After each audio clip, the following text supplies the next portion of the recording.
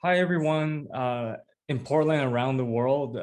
This is James H. Lee. I'm the writer, director, cinematographer, editor, overall filmmaker for CoVig-19, which was shot on an iPhone 11 Pro. And I'm here with Garland Scott, who also shot his movie A World Away on the iPhone as well. And then we're here to do the Guerrilla smartphone filmmaking. I put Guerrilla on the title of the panels because I used the iPhone very clandestinely. So I stole a lot of shots outdoors that I normally can't get if you had like a big camera crew. So I was in Hollywood Hills, and some of those locations, I was told one of the houses we shot in from was used in Bosch, the TV show. And we were able to just steal those shots. Nobody knew what we were doing. Like, it's just some kids like with an iPhone out there. So they probably thought we were doing Instagram or like some TikTok thing. And then the rest of it, I shot it at a friend's house, so that's how I did my iPhone movie. Garland, which iPhone did you end up using on your film? And tell us a little bit about your film too. And Sure, what, sure. yeah. Sure. My film, A World Away, is about a man stuck between a rock and a hard place, and having only his voice as a resource to use to help someone that he loves on the other end of the phone deal with the domestic issue. And this story really resonated with me because I had a personal experience with this, not directly related to the story in its storyline, but I had an issue where I found out that there was something that happened, and you see these stories and you hear them from the perspective of the victims, people who are going through them, but you don't hear them from the perspective of the people who love them, who feel helpless that they can't be there for the person that they love. So this story was a love letter, in a way, to my sister, through her situation, and let her know that no matter what she goes through, there's always someone there and she can take her power back. This film was actually filmed on a iPhone 11. And okay, the not the Pro version, but the 11 with the two lenses, right? Yeah, right, with two lenses. Yeah, I really enjoy like the imagery that you got from that iPhone. Like, because you were in one location, you were able to keep that video very consistent. Like, you can't really tell it was shot on an iPhone. Like, I watching it, if I wasn't told that was an iPhone movie, I just thought, use like a Sony DSLR or something, to shoot it. And I think in your location where it was mostly in one house, right? Yes. So you had control over that, the lighting situation there. It worked out really well. The video like looks like spawn like a normal film. You can't, my movie can tell some parts of it, like the video doesn't look quite as sharp, but yours, like it looked super consistent. And plus you had the 12. It may have better sensors than the 11. And now I have the 12. Oh, you have the 12 right now. Okay. Now, but I didn't have it then when I shot it. Oh, what did you shoot it on? 11, right? Yeah. Oh, you shot on 11. Okay. All it still looks really good. Oh, thank you. Yes, I really good. Yeah. I use lenses. I use Sandmark lenses. Oh, okay. You use Sandmark. Okay. I thought maybe you had like a anamorphic on yours. Did you use anamorphic? Not on that one. I used wide, and I used a telephoto lens for one wide, one telephoto. I thought about using anamorphic. However, it didn't suit. There were flares that I couldn't control on the anamorphic that it took away from the story and changed it a bit. So I stuck with the wide lens and the telephoto for that one.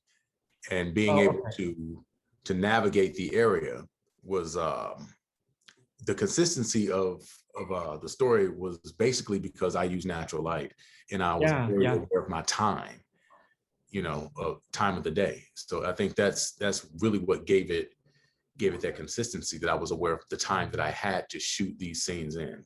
Yeah, that's a really good point. So when you are shooting on a mobile phone, you sometimes, like, we don't have a normal lighting crew, because if you have a very expensive camera and a proper crew, you most likely will want to try to control the light. You have people that are working for you, like gaffers, You know, you got best boys, you got all these people with like awesome fancy lights that they could bring out and light a scene. But when you're on like a smartphone, most of the time you just gotta go with available light. And as long as you can contain your story, you know, like you did where it was like a very short moment of time, you know, like the light's not going to change, you know, it's not going to change from hour to hour to hour because it's all happening within like real time almost, you know.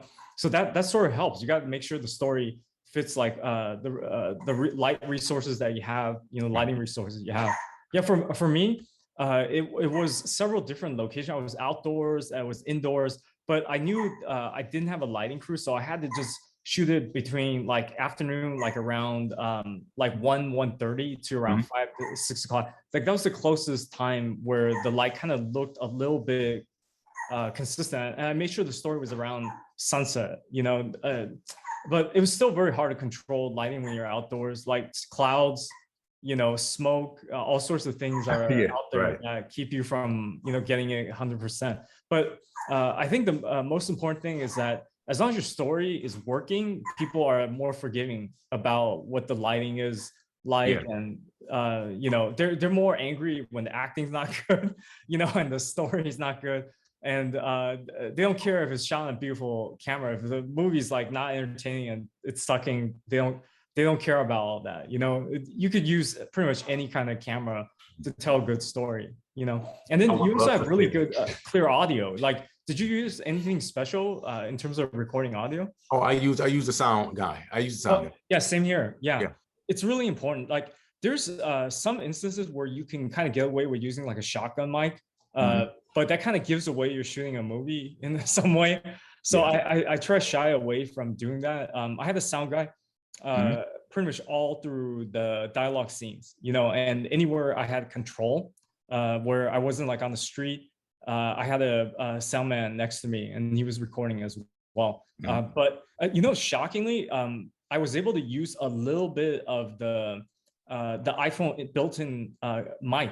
You know, really? there was when we were running around Hollywood Hills, the first part where Art, my actor Art, the rookie hitman's running around. We didn't have a sound man out there because I was worried we're right at Sunset Plaza. If we had this guy with a boom, it's gonna be a dead giveaway. We're shooting something. So I just used my in-camera mic, and I thought we wouldn't be able to use it. Like I didn't think like the audio was gonna be usable, but there was like some parts where you get footsteps, and then we also heard her scream a little bit, you know. When the actresses screamed, she kind of ran away, one of the other joggers. And that was the original sound from the mic. I couldn't tell the difference. My audio guy got the file and he just used that. I thought he was going to redub it, but it worked, you know? I guess if you're not doing heavy dialogue, you're okay. As long as you're recording natural sound, you know? True. Yeah. True. Yeah. I would be surprised. Maybe in the future, someone will shoot a movie without a sound guy. It'll just be like using the mic on the iPhone. But look, I'm not gonna take this out. Yeah, it's already hard enough to shoot it. You know, you have to operate the audio as well. Yeah, that's another thing, is like if you don't have to control audio, then you can at least concentrate on shooting with the phone. And then since like who shot the movie? Okay, here's the thing. Okay, so, yeah, who shot it? This is great. This is a great story. So I actually tried to get cinematographers. I tried to hire people. I couldn't hire people to shoot my iPhone. I was in the same boat. Yeah, like you couldn't hire people. I said, I will pay you. What is your rate? Yeah, the pandemic. Nobody wants to show up. You know, you don't have money. You don't have money coming in. I'm saying I want to give you my money, whatever your rate is. Radio silence. So I had to ask my wife. My wife, and she doesn't know anything about a camera at all. And I said, all right, well, I did storyboards, I did previous shoots, and I set up my shots, the shots that I wanted. Yeah. And before every shot, I set up the shot and I said, baby, I want you to shoot right here. Keep it right here. Just right here. And I showed her how to use the focus, you know, the manual focus.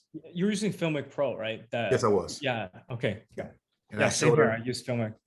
It's so good. It's such a great asset to iPhone filmmakers. It's the best thing I've seen, and you know that will help you get the results that you want.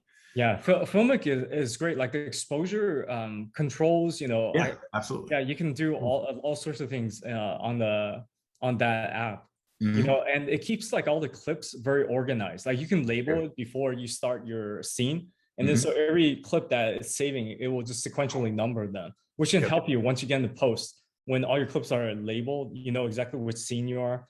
Mm-hmm. There's a lot of things like it's very easy to use. You can play back on the Yep. phone, Yep. super easy. Um, yeah, I did use Filmic Pro too, and on my film, at a certain point, like I was shooting by myself, Yeah. and I had a lot of things to think about because I had actors.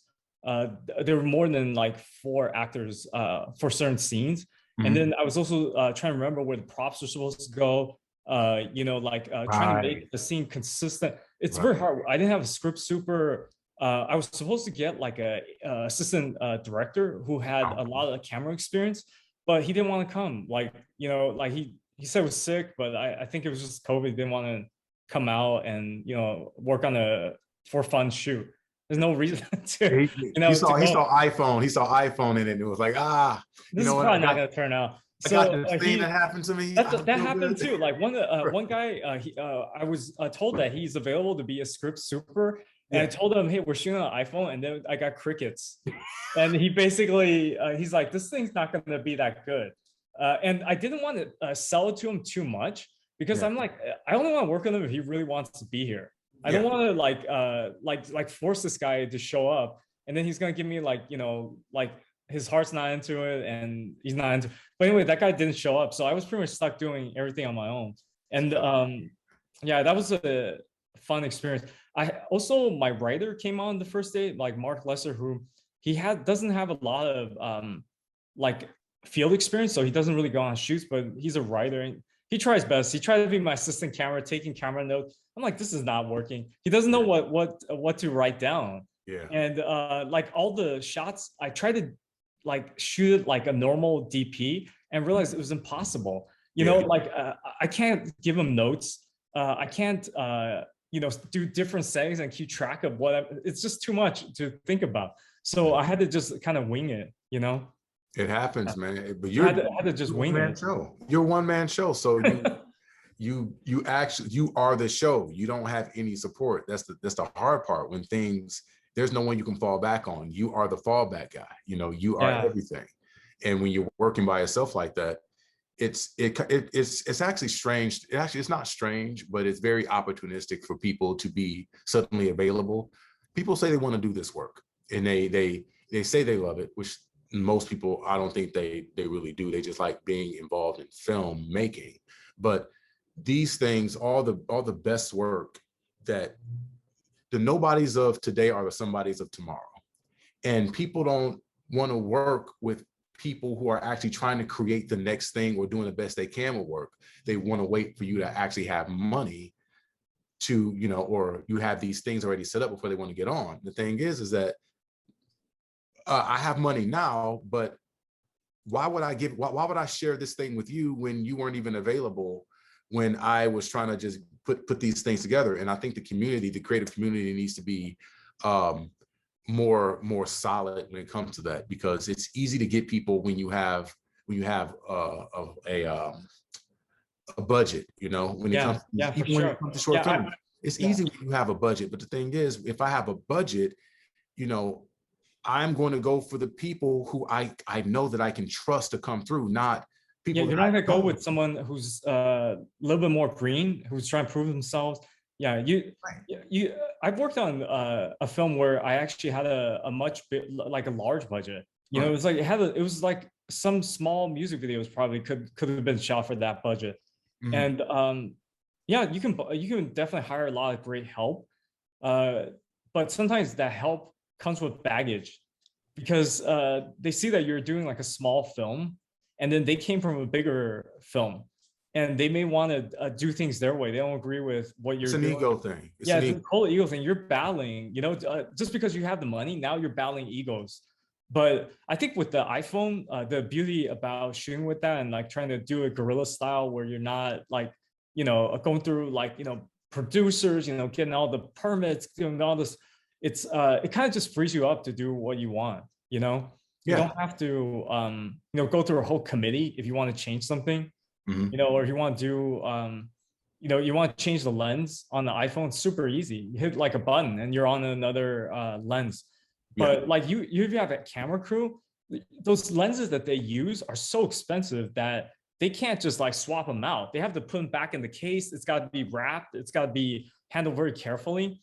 And like in the iPhone, you can just experiment. Like you worked with a 2-lens, 11 camera, but I had the 3-lens Pro, so I could go to ultra wide. And a lot of people like said don't use the ultra wide because the low light performance is bad.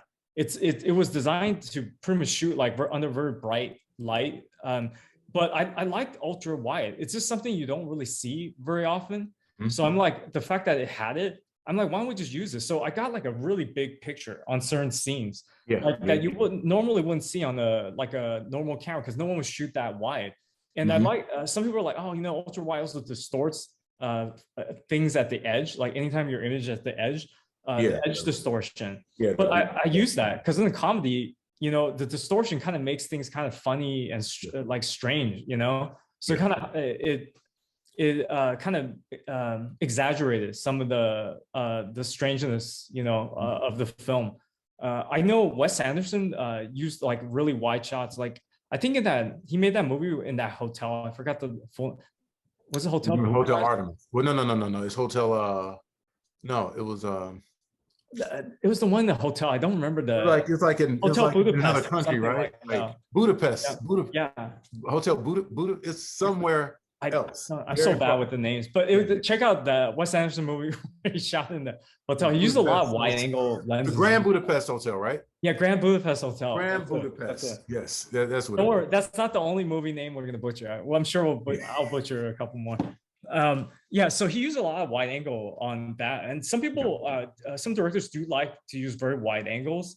It does look funny, like some people you have that mirror, that weird mirror effect when you're in like a fun house. You're walking through, people look a little bit exaggerated. Their head looks a little bigger. Their hand looks too big when it's in front of the screen.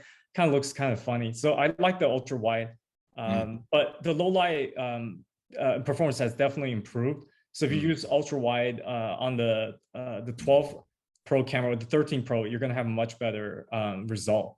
Mine, it looked rainy when it was overcast. But then certain instances when it was very bright, the picture looked exactly like a normal film.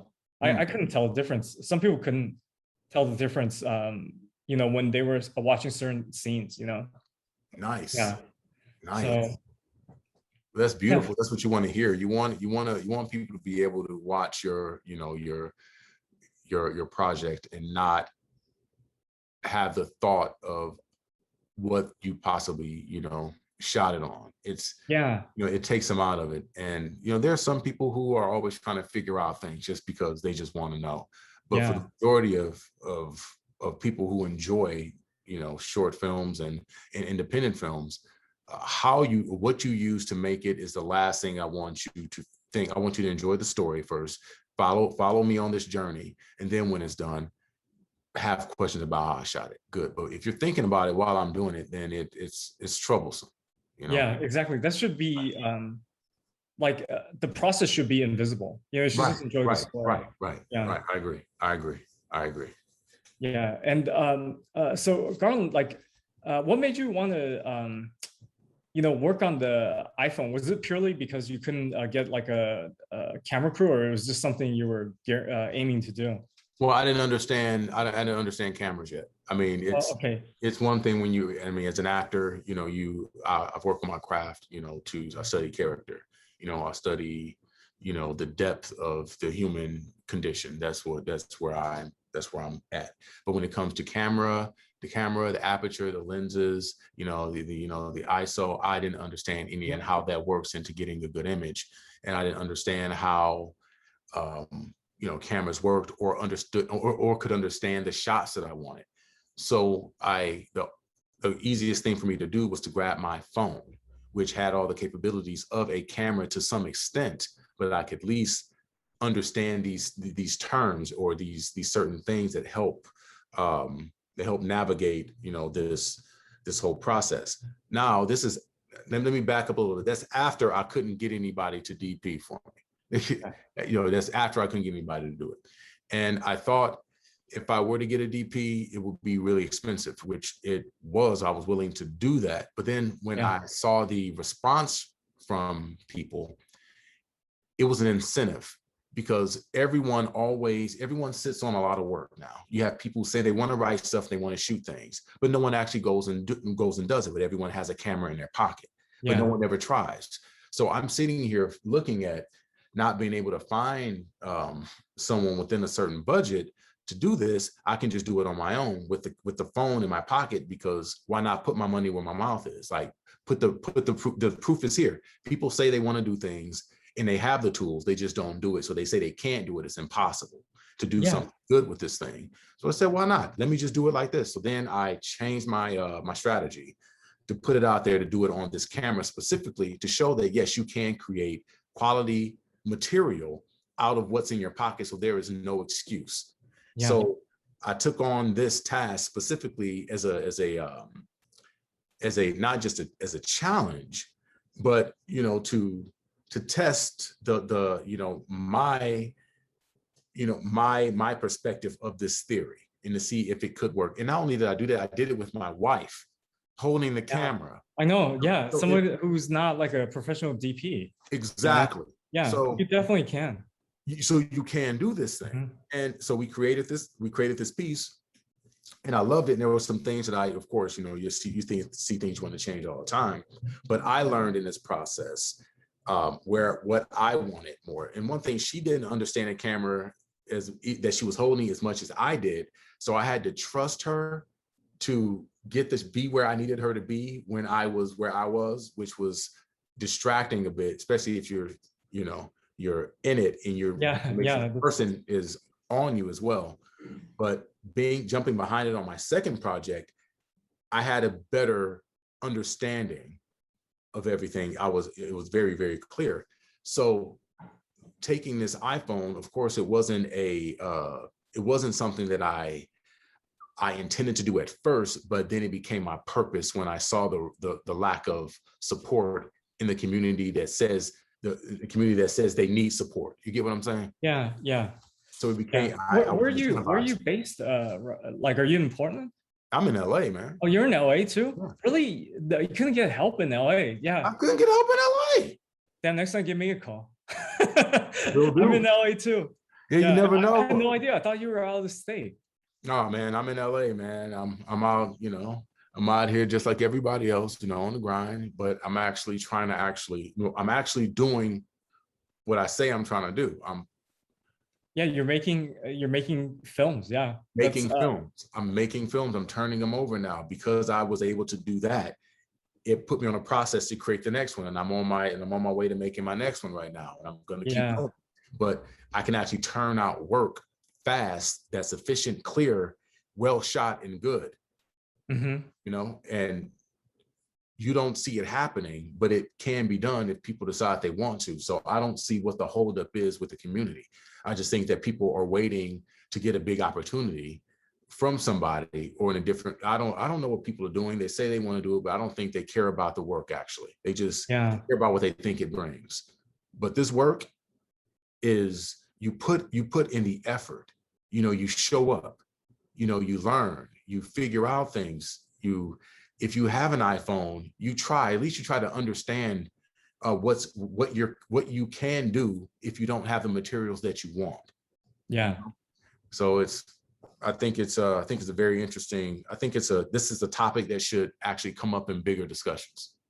Yeah, for sure. And I think I was kind of along the same lines too, going to this film, because one of my friends just said, you can't do a movie on an iPhone. I just said, I think you can. I saw other directors like Sean Baker, who made Tangerine. I don't know if you had a chance to watch it. It's on Prime. Yeah, I saw Tangerine, but let me tell you, you can actually, even though Tangerine was shot on an iPhone, right now you can shoot better than what Tangerine looks exactly. like. Tangerine was on a very early iPhone. I think it was early iPhone 5, right? He shot on the iPhone 5, and no one could figure out at the time what he shot it on, because they've never seen an image like that. He also had an anamorphic lens, which was the first company that made the anamorphic attachment for the iPhone, was Moondog Labs. Moondog. So yeah, Moondog Labs made the first one. So if you, the anamorphic lenses for the iPhone, that one is considered one of the best ones on the market. I think Moment has two different kinds now. They have a new one that creates like a yellow lens flare. The original one they created had a blue lens flare. Moondog Labs, their lens creates sort of like a purple lens flare. Yeah. And from every review I've seen, that one seems to have the most natural look. You know, people who like really look at pixel to pixel, they're like, that one's I think the standard bearer. They said that should be the best one. I'm telling you, man, like Sandmark, try Sandmark lenses, man. Sandmark is good. Sandmark is good. Like the price is also much less than the Moondog Labs. Their stuff is not super cheap, but it's also not very super expensive, because you want to go anamorphic lens on a bigger camera, like a red camera, one of those Aries. It's like, I think the rental is like minimum like maybe $600 to $1,000. Those things are really expensive. Right, they're super expensive, but also it's a rental. You don't own it. It's a rental. And you have but thing is, you have like DSLR cameras, you have Fuji films, you have the the Sonys, and you also can find anamorphic Russian lenses that are not nearly as expensive, but they are incredible. So it's not just about like people looking at these brands, but I don't think people know how to shop. I don't think people understand how it's. I've seen you see a lot of artists who have a lot of great materials, but I feel like there's more artists out here who don't know how to use their material. Yeah. You have these lenses that are super expensive, but you also have other lenses as well. Like I said, the Russian lens, that are a lot cheaper, but they have incredible visual styling in bokeh. So it's kind of a toss-up versus getting in and understanding the equipment and understanding what's possible, but also understanding your tools and how to use them. And I think people are focused on, like you said, the REs, which are, I love REs too, but I'm looking at other projects and I'm like, wait, you don't need an RE to get that look. You don't need an RE. I had an RE on my first film. It wasn't necessary. Yeah, and it was so easy to damage. Yeah. I had a damaged lens, like an actual movie lens that was damaged from a rental, and that was like several $1,000s just to repair it. On the iPhone, that would never happen. Like if I was shooting in the desert, I wouldn't be worried at all. Like, you would probably have like some kind of ND filter on it. You probably have a lens attachment on it, and the lens itself is very hard to scratch. You keep it in your pocket all day, for sometimes like a year, 2 years with the same phone. You pull it out, like that lens never has any scratches on it. It's still pristine. You just have to remember to clean it before you start shooting. I think you could still get like a beautiful image without doing that, but I had to remind myself, hey, you got to spray it down with alcohol and wipe it. Make sure there's nothing on there. iPhones are durable, man. They're durable. They're the biggest glass manufacturer in the world. Apple is the biggest glass manufacturer in the world, actually. Yeah, their glass is tough. Like I think the newer phones are even stronger. Glass doesn't get scratched. Yeah. The other thing is like the iPhone has even waterproof capability. I've seen people dunk their phone into the water and shoot very brief video with it. You can't do it up to a few minutes at a time. There's a limit. So it's very dangerous to do that. If you don't do it for fun. If you really need to get that shot, maybe take a chance. But you could do that. And I was shooting like at the very edge of a very deep pool. And if I had a normal camera with a DP, there's no way would it allow me to set the camera there, like right at the edge of the pool. Because one step back, you're in the water, and that camera is gone. Like God knows how much you would have to spend to repair it. With the iPhone, was my iPhone, like no one can tell me I'm not going to use my iPhone to shoot this thing. If I want to be at the edge of the pool and I fall in, that's my problem. Like the camera will not fail to will still perform. And I'm like, okay, I would never have shots like that. You would never see those kind of shots that close to the pool. All sorts of things. I also noticed that in your film, you had a shot like very high above. It was, I believe, the ceiling fan point of view. Oh yeah, it's crazy, you could right? have done that with like a big camera. Duct tape, man. Yeah, you Duct stuck the tape. camera up there, right? Just duct tape on the ceiling, bro. Yeah. You Yeah. could put that camera in a lot of interesting angles just because it's so small. Yeah. You know, I was able to get into a spot where it was right at the edge of the stair, like the bottom of the stairs, and then there was like a bottle of hand sanitizer, and then there was this little space by the stairs. Normal camera could never gotten that angle. No. You know, there were like two actors reached down to grab the shoe covers, like from that angle you could see like the hand sanitizer bottle nozzle like in the shot. That was all because the camera was that small. Literally I could wedge it there, and then it was able to capture them bending down. Yeah, you don't even think about that, but with a big camera you can't do stuff like that. You know, a lot harder to get like foreground stuff in. You need a lot more space, but with a little camera, put it anywhere you want, you know? You put it between your toes, man, and get some stuff, man. Yeah, I was even experimenting with stuff where I had like a wrist cam, but we never used it. Like it was a gimmick. It just it didn't really fit the film. So yeah, it was exciting. I'm still excited about making movies with phones. You know, it's I see it's a lot easier, and the fact that you were able to make the movie with just two people, that kind of in some ways it feels very pure and natural. You know, I think the disadvantage of being on like a big set is that there's all these people, they all have their own ideas, and it's hard to get everyone to kind of move, you know, like kind of roll at the same time. But when you're with just your iPhone or like shooting something on your own, you're pretty free to do whatever you want. You know, there's no arguments. You pretty much tell the actor, this is how I want shot. This is what we're gonna do. There's no like AC, there's no DP, there's no other people like telling you, no, we can't do it this way, running out of sunlight, we gotta readjust the shot. That would drive me crazy. Like when we were on normal sets and the DP would just take forever to get every single shot perfect, that like we're like suffering because we're not getting enough time to shoot. You know, we're like rushing now. You know, the actor needs a little more time. And if the DP has to get every single shot perfect, you don't have much time to experiment. So if you want a different shot, you want to move the angle, with iPhone, just do it. Just move over, and you're ready to go within like a minute. You know, you could be shooting something else. Now, like with a camera crew, you're waiting, and like it's a different type of filmmaking. You know, I don't understand it. I feel like it's unnecessary. As one thing, working on the other side of the camera and being an actor, I realized that on the other side of the camera, I can find my actor. I'll find you. I can find you. You know, that's one thing I see. I realize I could do easy. I could find the actor. But when I'm on it, I'm on the other side. I've worked with people who didn't know what to look for yet. They would just set it up and go, okay, I think it's right, which is where all the time comes in. They burn like, so much time. It's like there's a prep phase that gets often skipped, in my opinion, which is why these things take so long. They're skipping a prep phase. So there's some shots that you want and you know you want.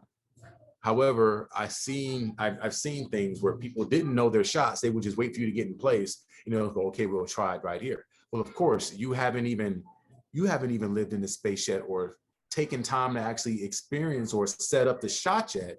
Yeah. So you wait till I'm here to do all that, which is why all that time goes into. I mean, it is unnecessary time wasting. And you do spend more time waiting around on set than actually doing the work, which is absurd to me. That did happen on my first scene because I was trying to make everything match 148 shutter speed. I was trying to make the 148 shutter speed on the iPhone work because that's usually how you get a film blur. You know, you get that very natural film look, but it's very hard to maintain it on a phone. You need the proper lighting situation. And if there's too much light, the phone, because you can't really adjust the f-stop, you have to use ND filter. So you darken it and then you keep playing with the setting. Dude, it was crazy. I think I spent like an hour plus trying to make the frame rate match. Wow. And the shutter speed match. but it just didn't work. So I just junked it. And then I said, okay, we can't keep wasting time doing it this way. I'll just go whatever setting works that gets me the best exposure, best light, and just trust the phone, you know, trust that you can still tell a good story even if you're not getting the exact correct frame rate. And somebody told me it doesn't really matter what frame rate it is. There's no set frame rate. You know, like every movie has a different frame rate. Like Private Ryan, you know, you can see like it's very stuttery. That's not shot in a normal film frame rate. No, it's very high. It's very high. Yeah. So he said he told me there's no actual correct frame rate. If you want to capture film look, you know, you can definitely spend a lot of time trying to do that.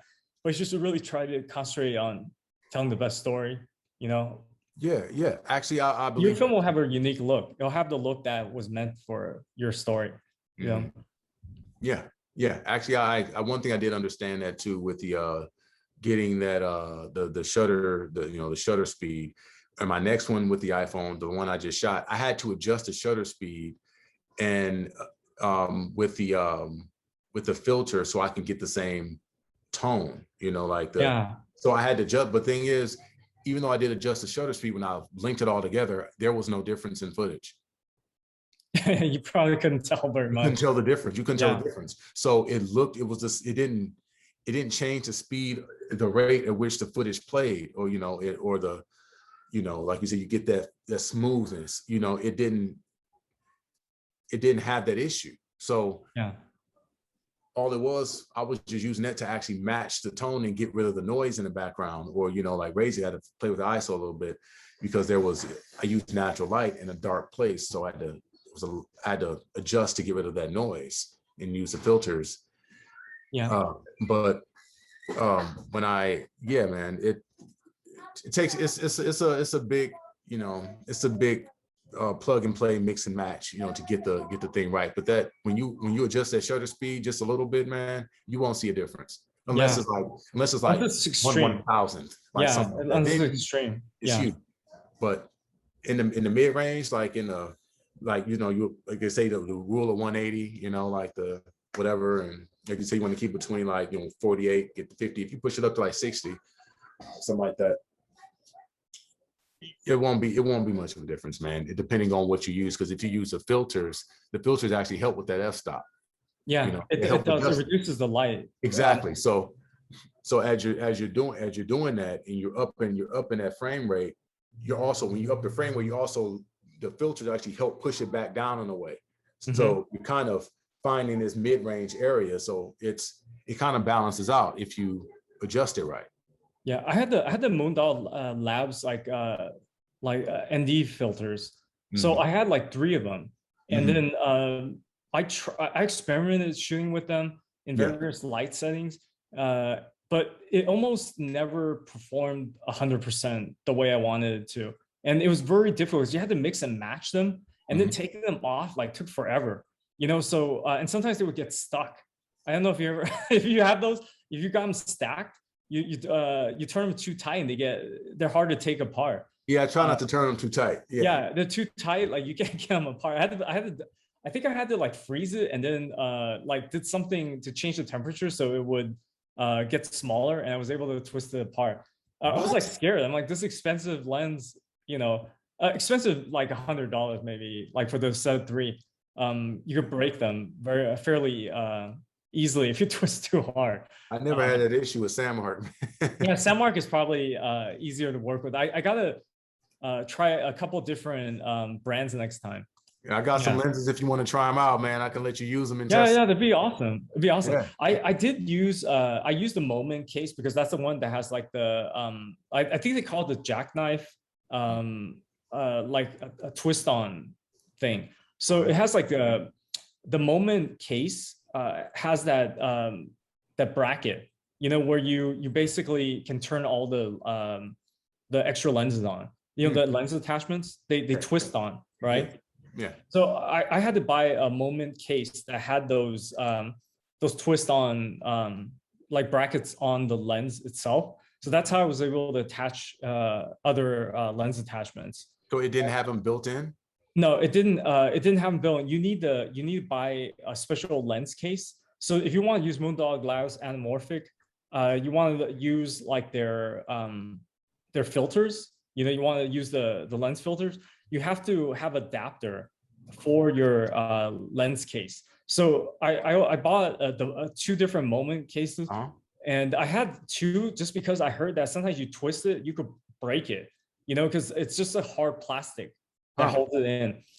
And with that, I was able to attach like a fisheye lens. So I always want to shoot with a fisheye lens, and I realized that fisheye lenses could be very expensive for normal cameras, but on an like an iPhone, if all you want is a fisheye lens attachment, it's like $100. You know, you can probably get one cheaper on eBay.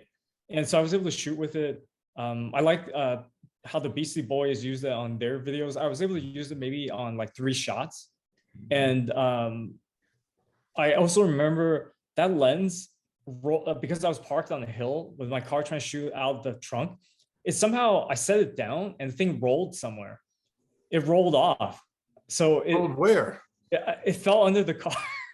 So I'm like, oh my God. I'm like, I only got 1 shot. I still have 2 other shots that I needed for it, like maybe 2 or 3 more shots. And so I'm like, Jesus, if this thing is scratched, I'm like, screwed. I'm not going to be able to use it anymore. And I don't know what happened. It rolled, fell on its side. And then when I picked it up, I'm like, it's intact. You know, like it fell on the ground and this thing is still not scratched. I'm like, this is amazing. You know, these kind of lenses are so durable. Yeah, they're not heavy like normal lenses. No. Chunky. They're small. Yeah. Unless you get into all sorts of interesting places. You know, you put it up above like a fan. You know, up on the ceiling. You put it like, you know, in your car. You know, just like put it in like a odd angle. Just like put it in the shoe. Put it in the shoe and get the look of the shoe.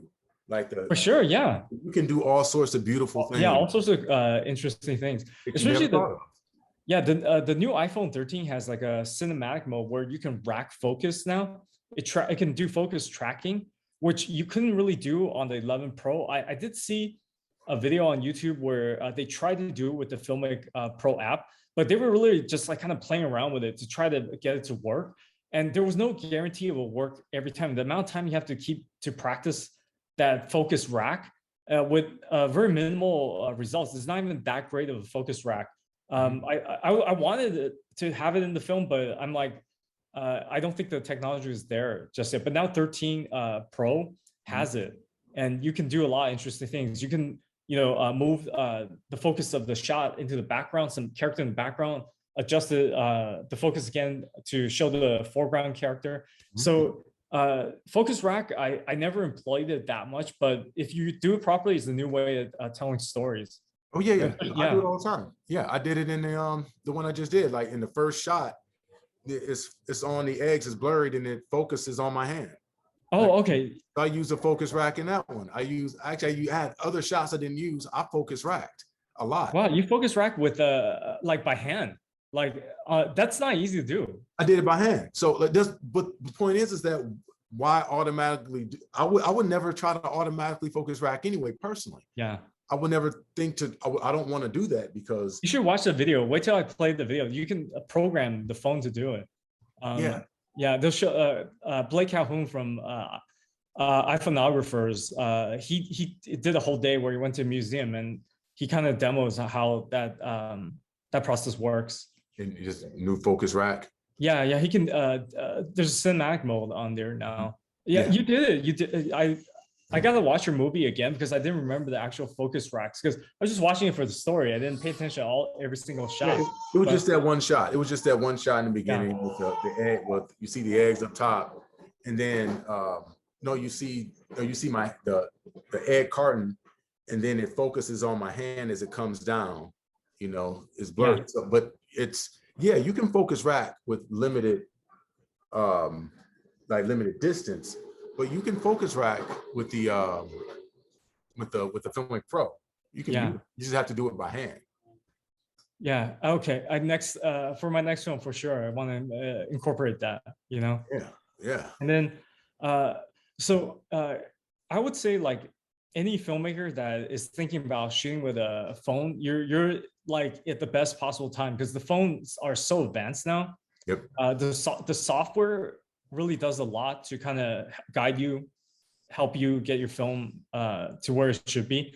And like I shot my movie, and at a certain point, I was trying to do everything. The first day, I actually got very tired at the end of the day because I was shooting, I think, for 5 hours straight at that point. And by the end of the day, like I don't know if you experienced it on your set, but on my set, I had like an adrenaline rush at the very beginning. So you know when your adrenaline starts running, you're very hyper focused, and you can do a lot of things, but eventually you'll crash. So at the end of the day, I was starting to crash, and I was so like out of it, like I couldn't really figure out what to do. I couldn't direct. I was kind of just like stuck like in a like it was almost like I was stuck in molasses. I couldn't do anything. So my co-writer was helping to try to direct the scene, and at a certain point, I got kind of lazy, and I didn't check analytics. I don't know if you ever went to the analytics function on your Filmic Pro, because when you probably didn't have to do it that often. Once you got the shot the way you wanted, since you were in one location, the light didn't change a whole lot. But for me, it was overcast. It was near sunset, you know, around dusk. So like the lighting conditions were changing. And at one point, I just forgot to check analytics. And then when I shot it, I thought everything was okay because I had everything on auto, but you should never have it on auto. You should always check analytics to make sure your exposures are correct. And what you're seeing on screen, it's deceptive because what you're seeing is basically sun reflection on that screen, the brightness of the screen. But you really need to double check with analytics, especially if you're a cinematographer and you're really trying to make the image look good. For me, it's some of my shots got blown out, so it looks a little bit brighter than it should be. And it only happened maybe, I would say like maybe two or three instances. But unfortunately, I don't have a lot of coverage due to time. So then those shots, I had to use them, you know? But they weren't blowouts. They were stylistic choices. Yeah, stylistic choices. Yeah, stylistic choices. The stylistic choice. There we go. We're going to live on that burning that I didn't get it 100% perfect, because had I taken the time, that movie was shot would look like immaculate, like there wouldn't be any mistakes. But yeah, stylistic choices. Good point. That's what I was going for. Yeah. Yeah. So you know, before we go, like we should watch some of the video that Blake Calhoun created for us. He put a special edit for us where he talks about all the iPhone 13 capabilities. So if anybody wants to make iPhone movies in the future, you know, this video will definitely help you. And then he's also on YouTube, so you can go to his YouTube channel, and then as well, he's got his own website as well.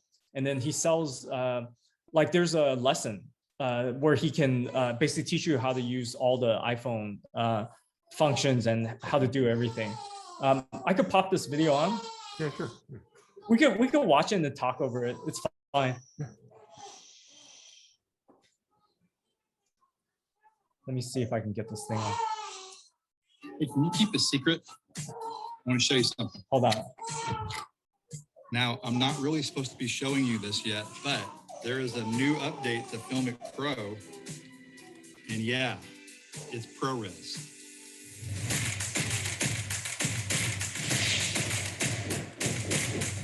James, Dan, I have to basically screen share, right? Yes. Okay, hang on.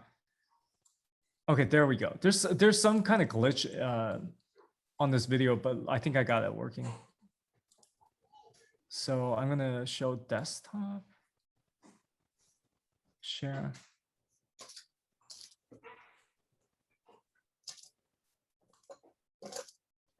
Can you see me now, or am I still blank? No video yet. No video. Oh, I have to grant access. Okay, so privacy.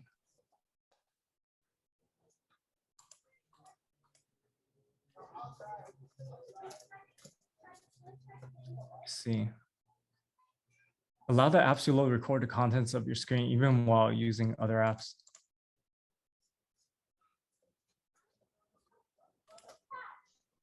And then screen share. Cat microphone.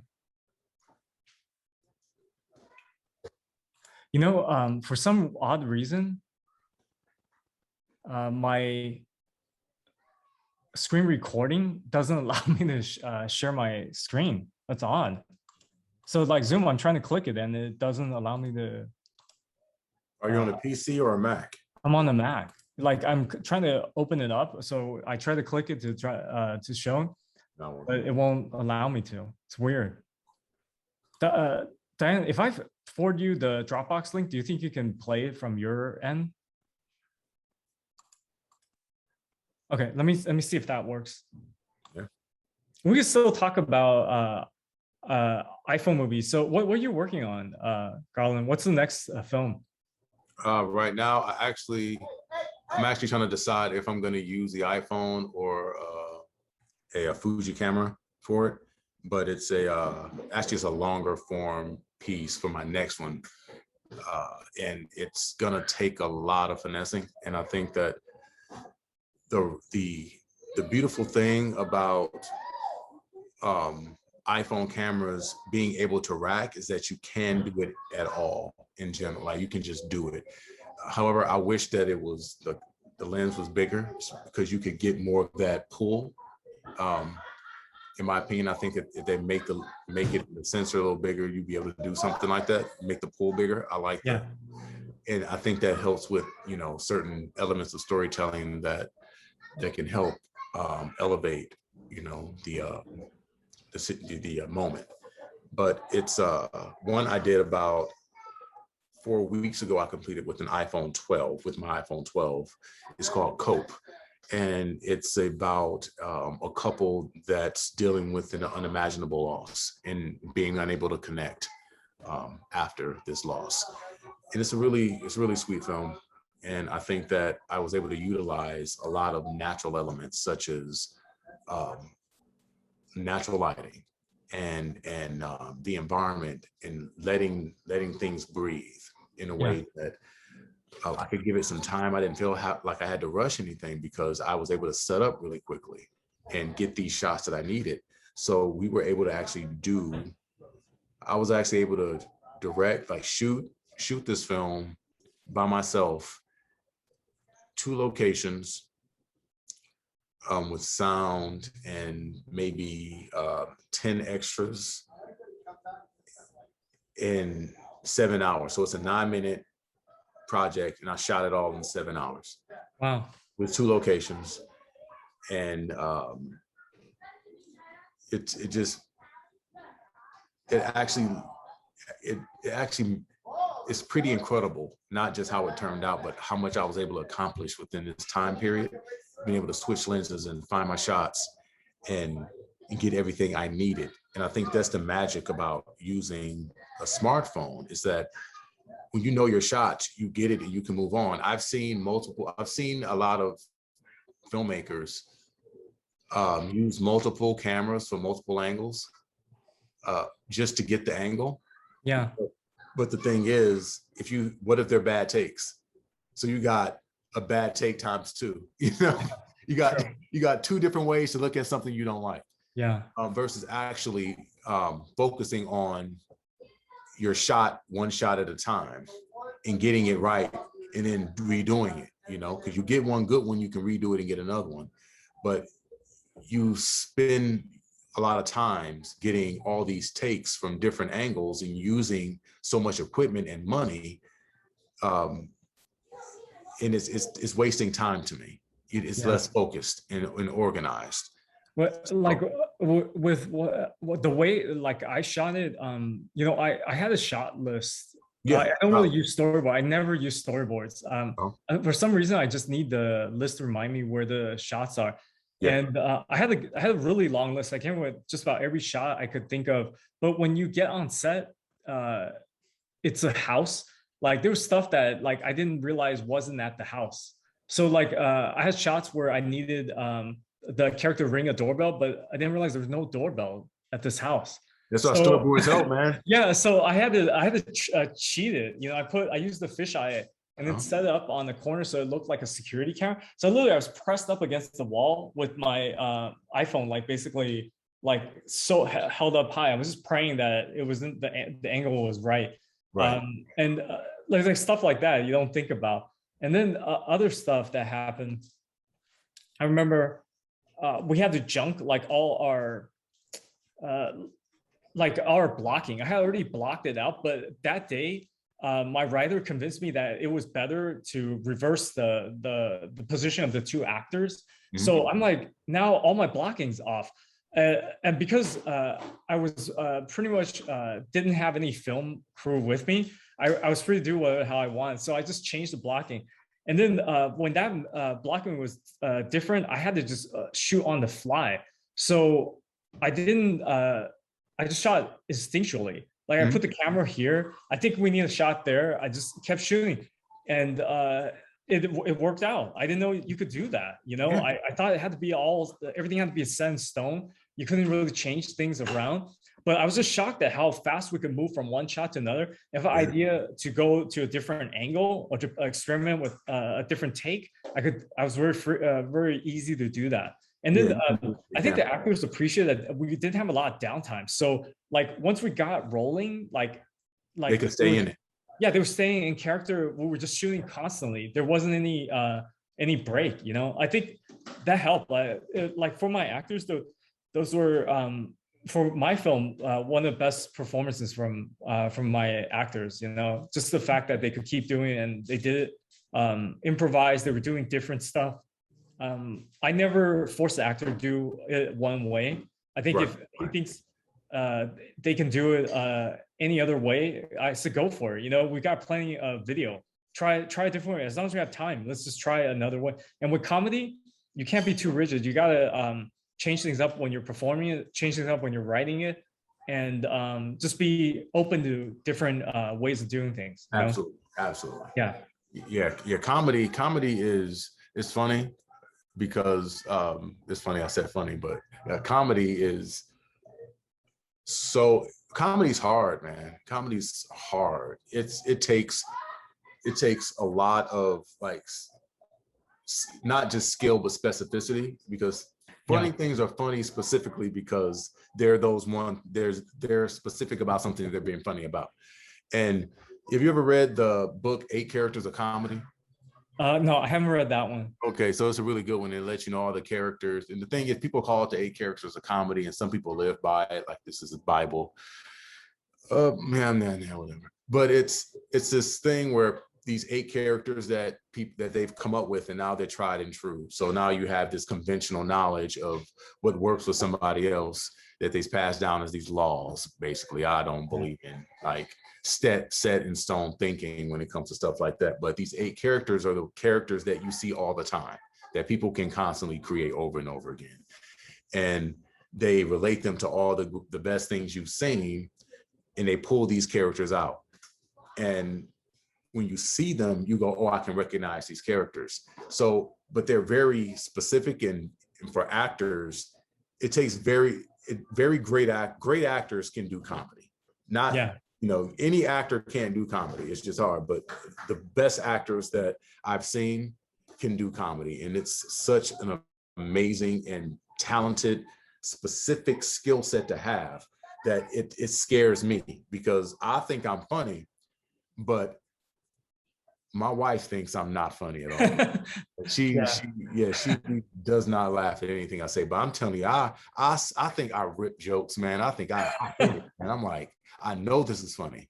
And she's like stone-faced. Like, and I'm like, well. Yeah, comedy's not everyone has the same taste. Like I can't tell you what I think is funny. You're just gonna laugh at what you think is funny. Exactly. You know, and comedy is very subjective, I would say. You know, it is. It's hard, man. It's tough, man. I know you got to find your crowd, man. But some people can. They are funny no matter what crowd they're in. They can be comedic, and even if it's something that no one has seen before, or a show that someone will never see before, their performance can actually bring out something that would be humorous to somebody. Yeah, because they're that good. I didn't actually have to do much directing with my actors.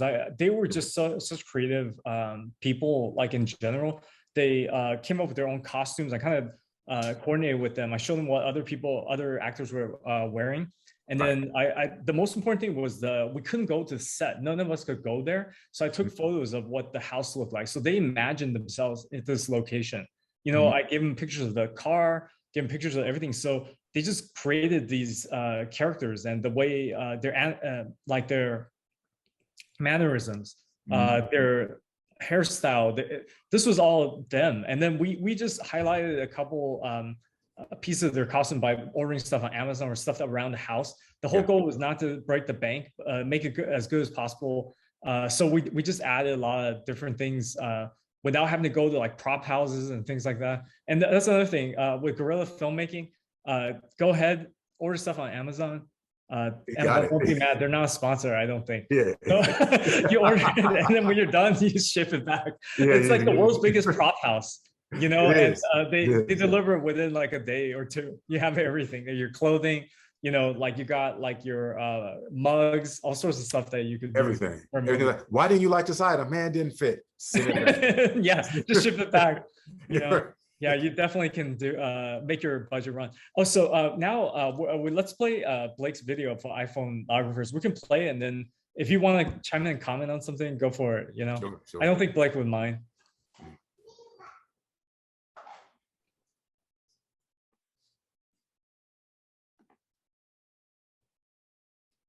Hey, can you keep a secret?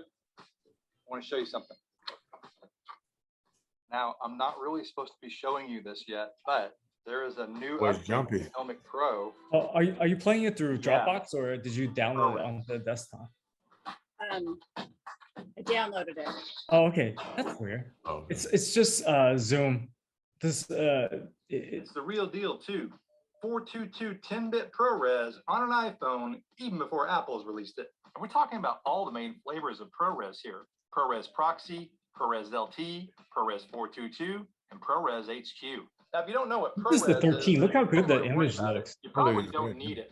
But for those that do, ProRes is Apple's professional video codec. It's been used for years in post-production primarily, but it's also available in some cameras and also in external recorders like from Atomos. Basically, I tried using Apple ProRes for my photos, and people can't open them. You've been using ProRes a they can't open them, right? Yeah, they can't open them because they're like, I don't know what it is. iPhone, but ProRes Proxy is probably the best choice for everyday shooting.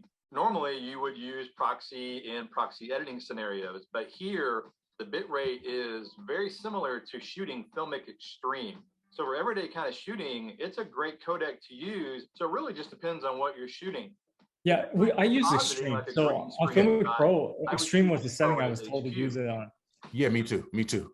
You know, one thing I found interesting too is that your iPhone actually shoots natively 30 frames per second. A lossless file, and with the native app, right? The native is 30 frames per second. So I actually went into my, you know, and upped it to 4K. Shoots at 4K, 24 frames per second. Now I really believe I had to make sure that matched the Filmic Pro's 24 frames per second, so I wouldn't have any issues. I don't know if it would, if it was conflicting, but I didn't want it to have an issue and not actually film at my frame rate I wanted to, so I did it both ways. Did you do that? No, I always use Filmic Pro. I didn't switch. I had the Moment app because Moment has their own app. I experimented with both of them. The Filmic Pro was everybody used Filmic Pro. Nobody shoots with Moment. Like, as far as I could tell, all the movies that were shot on the iPhone was always on Filmic Pro. So I didn't try to rock the boat. You know, I just go with the one that everyone is using. I did use Moment. It's probably similar in some ways, but all the demos, all the stuff was on Filmic Pro. And one of them is worse as compared to the 12 Pro Max.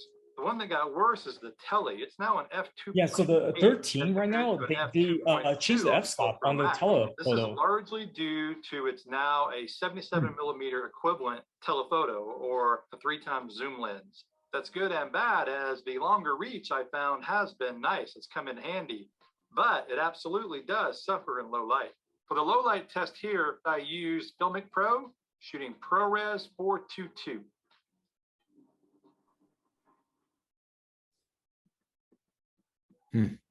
So these are shots of my kids and their cousins swimming in the pool one night. Oh, that's more information right there. So the original shots are before color correction. And the correction is just a very simple correction, bringing up the levels some. Yeah, you can see that noise back there. Yeah, for sure. The noise is still there. ISO as low as possible. I always try to shoot for 100, but this was really low light, and so it varied between 250. Low light, depending on most cameras can't handle low light very well. This is all just available light. Yeah, that's the thing that bothered me. But I was able to actually, control the noise in a low light with my iPhone. If you've ever shot low light footage using auto ISO, I'll send it to you when we're done. Footage will typically be completely unusable. He was able to use Overall, a I'm really happy with how this although turned like out. I think if I were to shoot in low light, You might have heard that Filmmaking Pro just added BT 2020 Pro. I would probably try to have which is really great. some lighting gear. 2020? Well, more or less, if I could, I wouldn't just shoot it natural. Or for people that want But you know, Tangerine did it. They didn't light anything. There are two You can do it with low light without getting all that noise. You can. SDR, which is Rec 709. Tangerine Now didn't there care. is Like they just shot it like with like a lamp, 2020. you know, inside some guy's apartment. They didn't care. Like they felt like that was the look. Well, yeah, it can be actually, especially because you can't play back HDR in an SDR edit. You can conform it to standard dynamic range though in post-production, and that's what I'm going to show you right now. What did you edit in? I did Adobe Premiere. So this Premiere? is HDR footage conformed to SDR. But did you use Audition? The image has more clarity. No, I didn't use Audition. You know, I had to use After Effects because I shot my own movie, but I didn't realize that I would see like boom shadows in certain places, and then I would also see reflections in the sunglasses. So I creeped up to around. I didn't realize that would happen. Which I normally wouldn't do. So I only realized that after I got in the post, I'm like, what the hell? There's like reflections, boom, everywhere. I had to go in and I had to learn compositing. And that would be that's why my movie took so long to finish, because I had to digitally remove all those things. I'm really impressed with what you can do with the 13 Pro Max in low light. I'm getting to where I'm not really afraid to shoot with it in those scenarios. In the past, I would probably never do that. And now adding in ProRes BT 2020, it's pretty crazy what we can do with phones today. This is the demo. Like everyone needs to see how good the image looks. Really only be used for family videos or social media. They are the modern version of a home movie camera. Capture those memories of your kid's first birthday party. Or yes, of course, record that viral TikTok video or Instagram story. But never, ever, ever use an iPhone on a professional production.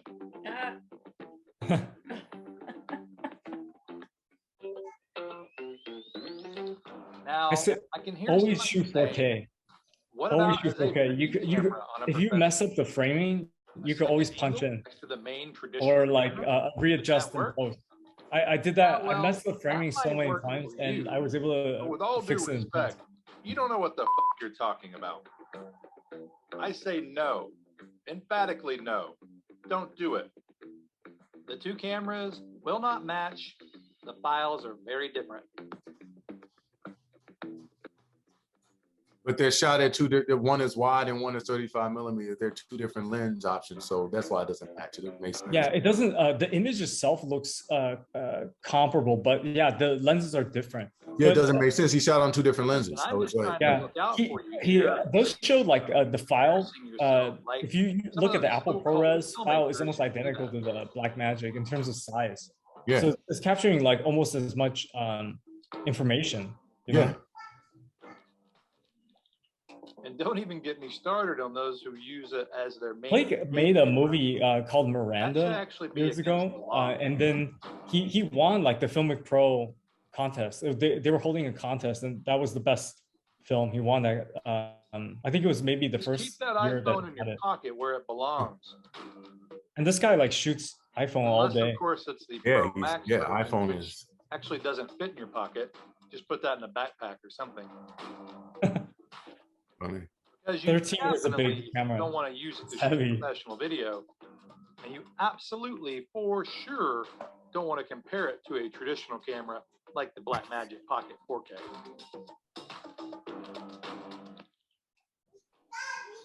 It's funny he's using different lenses and it's still looking good, man. It's a whole nut. It's Why would like, anyone do that? looks great. Yeah, I mean, who actually would do that? Sarcasm alert, sarcasm alert, sarcasm alert. So great. I hope you're in on the joke.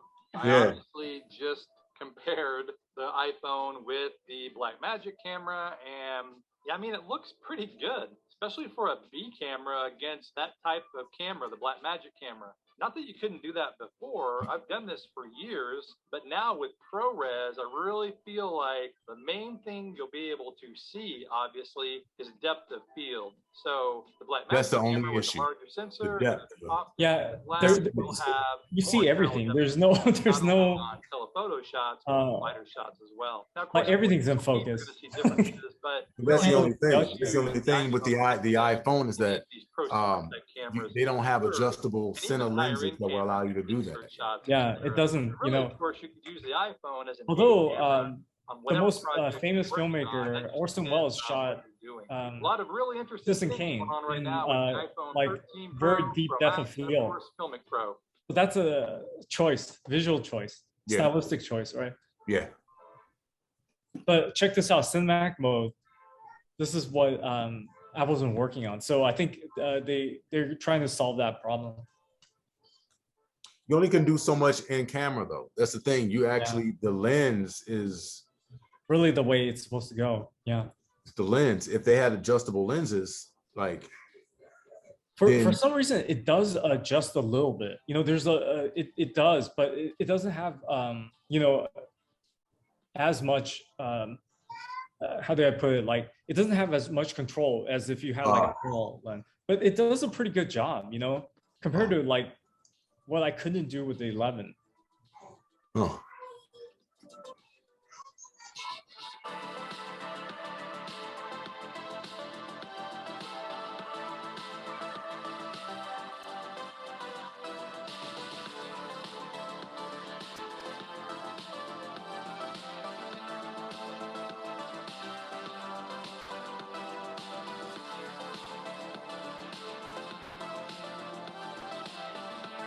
You see that fall off too?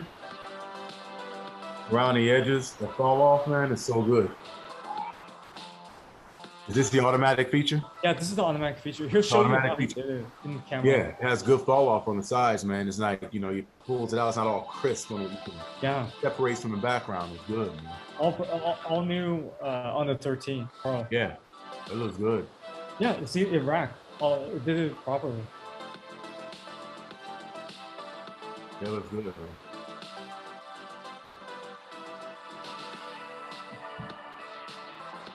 It looks real good.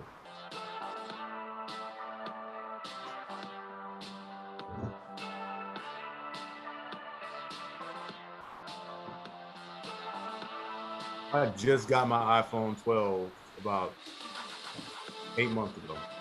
I wouldn't upgrade just yet. I'd probably wait till the 14 for you.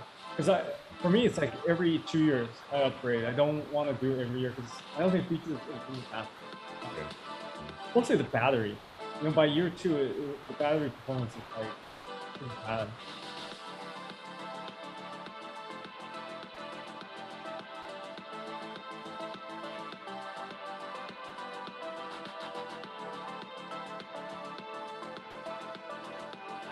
Yeah, see, that works really good.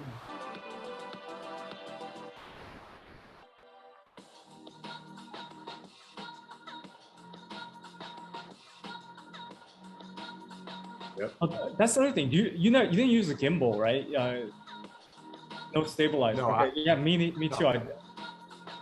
I have one, but no, I didn't. Yeah, I had a DJI, but I never used it. My phone was just a little bit too heavy for it, you know, and I didn't like the performance. Yeah, I don't know. It looks robotic. Yeah, I don't. I have a rig and that works just fine, man. Yeah, I think that's the best way to do it. Just maybe have a B-Script Pro, which is one of the best ones on. But other people like Ulanza makes one too. It's really inexpensive on Amazon.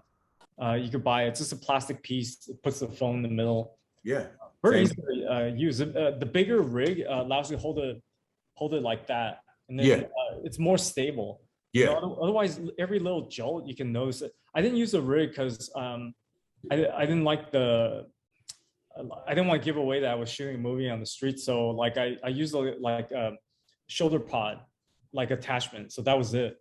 And yeah, feel free to use stabilizer if you want, but the Apple iPhone has a good stabilizer. You can walk with it. It still looks pretty stable with the shots. Yeah, it does have a great stabilizer. Yeah. And plus, if you have go in Premiere, you can also like stabilize it in post. Yeah, warp stabilizer. Yep. Yeah, so it's so many different ways to stabilize stuff. You know, it's so many ways to like, you know, do the same thing. It's kind of like, you know. Yeah. Yeah, that was good. Yeah, that was great. Like I really enjoyed talking to you, Garland, and yeah, let's connect, man. Let's connect after Portland Film Festival. We should definitely keep in touch. Man. Sure. Love to work with you, man, and see what you got going on too. And you can actually use some of these lenses I got, man, because I'm awesome. You know, I'm gonna have to buy more equipment soon. So I'm gonna make another investment, maybe an anamorphic lens. You can use mine, test it out, man. Okay, beautiful. Yeah. Okay, all right. Take care. All right, you too.